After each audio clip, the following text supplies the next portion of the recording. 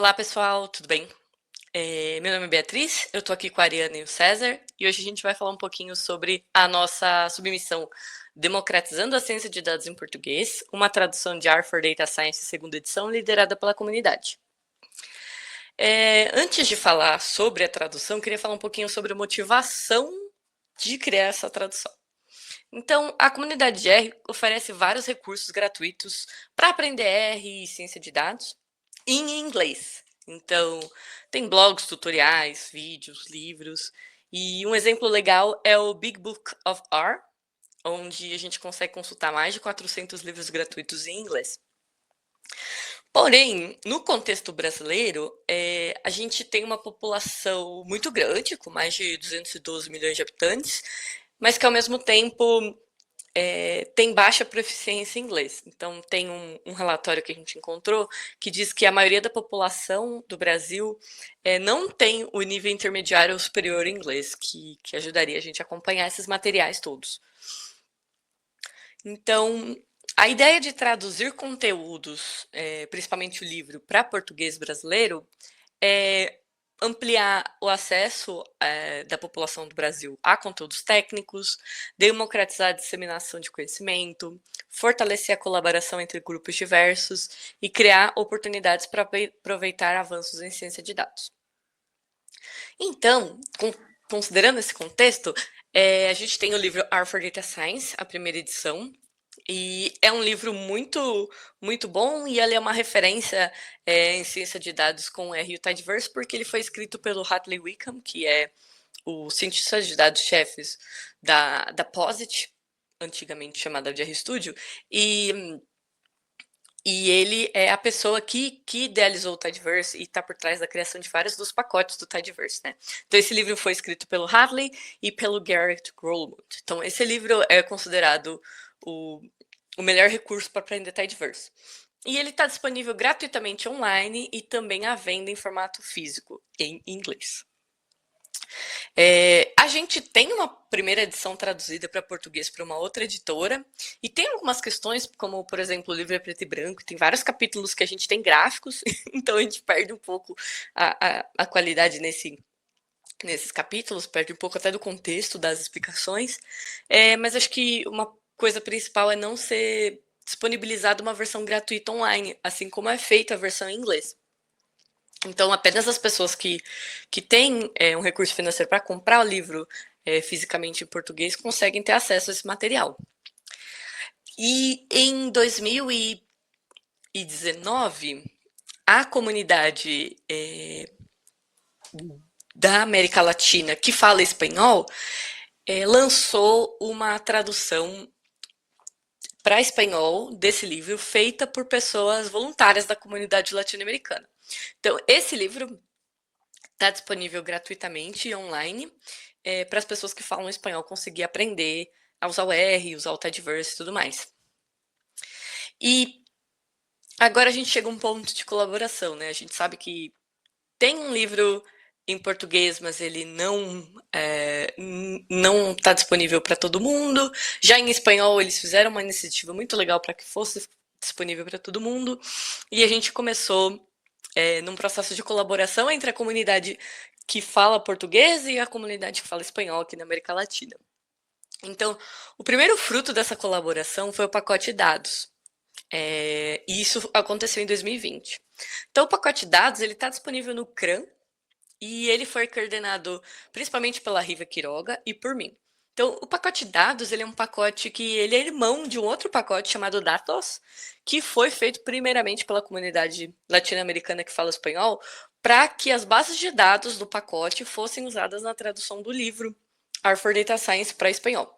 Então, quando a Riva entrou em contato comigo, ela falou: Bia, a gente não pode traduzir o livro, porque ele já foi traduzido por uma editora e tem questões de direitos autorais, mas a gente pode traduzir o pacote de dados. Então, se eventualmente a gente puder fazer uma tradução, pelo menos os dados já estão traduzidos. Então, a gente começou a fazer esse processo lá em 2020 e esse pacote está traduzido. E para conseguir usar, a gente consegue instalar o pacote de dados com a função Install Packages, porque está disponível no CRAN. E aí a gente tem várias tabelas que não são não só as tabelas que a gente usa no livro War for Data Science, mas tem algumas outras extras, como por exemplo a Penguins do pacote Palmer Penguins, que está sendo bastante usado em vários exemplos de ensino, no lugar de uma outra base chamada Iris. E aí, na tradução das bases de dados, no pacote de dados, 11 pessoas participaram. E uma coisa que é muito importante falar é que, como dados ele é irmão do pacote de dados, ele não requereu de nós um gasto de energia para pensar na estrutura do pacote. A gente só seguiu a estrutura do outro pacote e focou na tradução. Então, a Riva Quiroga, ela participou da construção do Dados e também está com a gente no Dados. E aí várias pessoas da comunidade, e não só pessoas brasileiras, né? Tem pessoas que não são brasileiras, participaram da tradução dessas bases de dados para a gente ter o pacote disponível. E o que eu deixei marcado em laranja são pessoas que fazem parte. Laranja, roxo, são pessoas que fazem parte da comunidade da Arlades. Seja Arlades de vários capítulos, tá? Não só do capítulo que eu faço parte, que é São Paulo. E aí, depois que a gente já tinha o pacote de dados traduzido, uma coisa que a gente fez internamente dentro da Arlades de São Paulo foi, em 2021, durante a pandemia, foi fazer um clube do livro. Esse clube do livro foi mais interno, a gente fez reuniões para apresentar capítulos do livro, tirar dúvidas, conversar sobre o conteúdo. E aí, em um dos capítulos que eu tinha que apresentar, eu estava fuçando no GitHub e descobri que o Hadley estava escrevendo uma segunda versão do livro. E agora também com a Minicent Kaya Randall. Então, nós perguntamos, enviamos uma mensagem para o Hadley. Então, tem o link aqui, o print, se alguém quiser consultar. A issue está lá como memória, né? E a gente mandou uma mensagem falando sobre esse contexto, né? Que eu falei, que existe uma versão primeira edição traduzida, mas que é paga, e que se a segunda edição pudesse ser traduzida pela comunidade, assim como na versão latino-americana, seria muito interessante para a comunidade, para que a comunidade pudesse usar sem precisar pagar, né? Aí demorou vários meses até que o Harley respondeu que a gente poderia fazer uma tradução só da segunda edição, que é o que a gente já esperava. E a gente teve que esperar um tempo também, porque o Hartley e a Minicity Karen Rundell estavam escrevendo o livro mesmo, fazendo a segunda edição. Então, o Hadley e eu, a gente se encontrou num evento na RStudio Conference em 2022, conversou sobre a tradução, e é o que ele falou, né? Ele falou, vocês precisam esperar um pouquinho até a gente terminar o livro. Então, em 2023, em junho, o Hadley falou, a gente terminou de escrever o segunda edição do livro e a gente precisa pedir autorização para O'Reilly de novo. Em setembro ele conseguiu a permissão e a gente começou os esforços para traduzir. Agora, para falar um pouquinho do projeto de tradução, eu queria convidar o César para compartilhar com a gente. Obrigado, Bia. Vamos lá.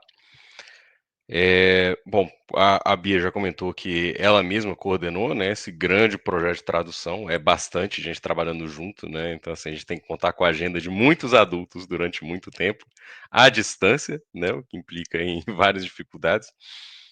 De fato, aí, com a orientação da Riva, né? Assim, pessoal que já tinha experiência com a tradução, então, assim, serviu muito de uma fonte de aprendizagem do fluxo de trabalho, né? De fato, existe um fluxo de trabalho para tradução, houve a documentação, foi uma fonte de bastante consulta, né, dos tradutores e dos revisores, e a gente contou aí com 20 pessoas, né, tanto na tradução quanto na revisão dos capítulos, porque a gente trabalhou com sempre uma pessoa responsável pela tradução, e as duas demais faziam revisões sequenciais, né? Então havia uma primeira revisão, aplicação das correções, revisão dos comentários, e aí depois um segundo revisor, meio que para passar o pente final. Estamos aí com a foto de um bocado de gente, a Ariana de fato está aí, né? E outras pessoas que alguns conhecem nas nossas vidas pessoais. Enfim, cadê Cadê você, Bia? Faltou a sua aqui. Não, tá aí, segunda. É, mas vamos lá. E a gente tem pessoas que são profissionais de áreas muito diversas, né? Então, assim, a gente tem gente aí que trabalha de fato na educação, tem estatístico, tem profissionais da saúde, tem gente que trabalha em ciências biológicas, mas todo mundo aí com a mesma interface do R, né? Com interesse de fato propagar o conhecimento que a gente já passou no estágio mais inicial do nosso trabalho, né? Que a gente sabe quanto que é essencial a gente ter material com acesso mais fácil, que seja de absorção um pouco mais fácil, né? Porque se a gente está na academia, né? Ou se a gente já está num trabalho que já é necessário já um certo domínio do inglês, a gente esquece que existe, né? Essa esse obstáculo a mais, né, para a população em geral que nem sempre tem acesso, né? E a gente trabalhou principalmente com o GitHub, né? Possivelmente as pessoas que trabalharam com a tradução, enfim, cada um usou sua própria IDE, mas a fonte principal de articulação foi o GitHub. A gente trabalhou com o repositório central e cada um dos outros tradutores montou seu fork, né? Cada capítulo tinha sua própria issue para que pudesse ser tratado, né? O pull request e as revisões com os comentários, etc. E o acompanhamento do projeto foi feito via a funcionalidade de projects lá do GitHub, com fluxozinho, né, de listas e cards, né, cada um representando um estágio ali de cada capítulo, né, para que a gente conseguisse ter um acompanhamento visual, né, e facilita o trabalho de coordenação da Bia, para ela não ficar maluca no meio do caminho. E mesmo assim ficava maluca com os pull requests. Essa é uma cara do nosso guia de tradução, né, com um capítulo para cada tipo de trabalho que a gente teria que fazer, ou para a própria preparação do ambiente para a tradução, né, ou para a pessoa conseguir se apropriar de alguns estilos da linguagem que a gente teria que se basear, se era necessário traduzir bases de dados ou não, né, e inclusive com alguns trechos para ensinar as pessoas a trabalharem com o GitHub quando elas não estavam muito habituadas, né? Então, de fato, tinha um pedaço aí também do projeto de tradução que não era só fazer a tradução, mandar para alguém, né? Enfim, trabalhar no Git. Teve um trabalho também de nivelamento do conhecimento, né? Isso é bom também, porque puxa todo o nível da equipe para cima, a gente pode contar com mais gente para projetos do futuro, né? E a gente já tem uma versão prévia, né, a nossa alfa ali do nosso livro, com vários capítulos traduzidos, né? A gente está bem no finalzinho, temos aí mais 2 capítulos para só passar a chave das últimas revisões, mas está praticamente todo já publicado num link, né, num deploy do lado do projeto do Git.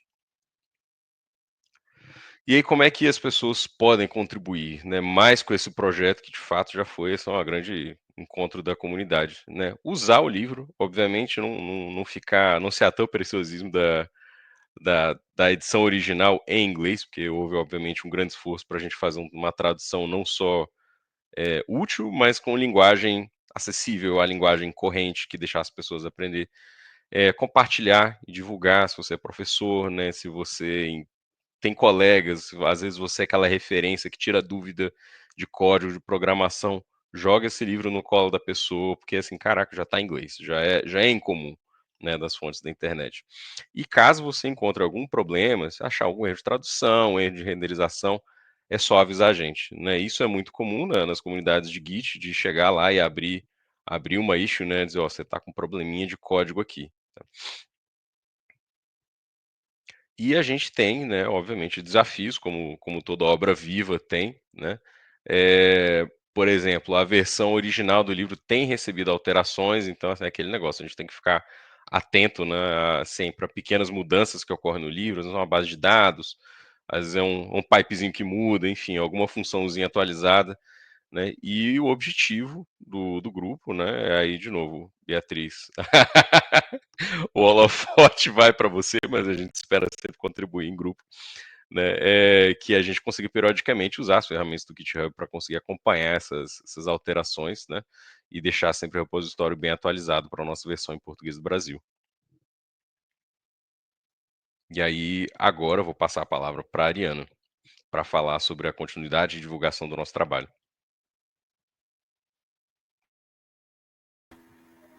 Então, para tentar disseminar um pouquinho dessa iniciativa, né, desse projeto de tradução, o Arleides São Paulo, ele tem feito esse clube do livro, onde além de divulgar essa tradução que está sendo feita pela comunidade, ele também traz na prática, né, um pouquinho dos conceitos e dos códigos que são abordados em cada um dos capítulos, que é uma iniciativa muito boa, não só para divulgar um pouco do R, mas também trazer um contato mais próximo dos potenciais usuários que têm essa curiosidade de conhecer um pouco mais a linguagem, que às vezes tem uma dificuldade de entender alguns conceitos mais específicos. Geralmente ocorre a cada mês, certo, Bia? Essas lives, e elas ficam gravadas e disponíveis no YouTube, e a cada mês uma pessoa ela fica responsável por trazer um pouquinho sobre um determinado capítulo do livro e discorrer um pouco sobre os conceitos e os códigos que o capítulo ele trata. Então, ele é uma iniciativa muito boa, onde que a gente tem ela disponível no YouTube, e a gente pensa que a longo prazo ela vai ganhar mais visibilidade. Aí pode passar. E como perspectiva futura, a gente pretende gerenciar e manter esse projeto de tradução ela de forma colaborativa a longo prazo, para não deixar essa iniciativa ela morrer, tentar disseminar essa versão traduzida para que um público maior consiga ter acesso a esse conteúdo e esse conteúdo dele seja mais disseminado no Brasil, para que pessoas de diferentes áreas elas possam ter conhecer, né, a linguagem R, que é uma linguagem que ela pode ser muito útil em várias aplicações, e possam tirar proveito dessas ferramentas disponíveis dentro do R, e ampliar o guia de tradução para que ele seja usado em outros projetos de tradução. Então, usar esse know-how inicial que está sendo formulado, criado, para que ele sirva de base para outros projetos nesse sentido, e também como inspiração para projetos futuros, e permitir a colaboração com outras traduções. Então, a gente agradece pela atenção, e é isso.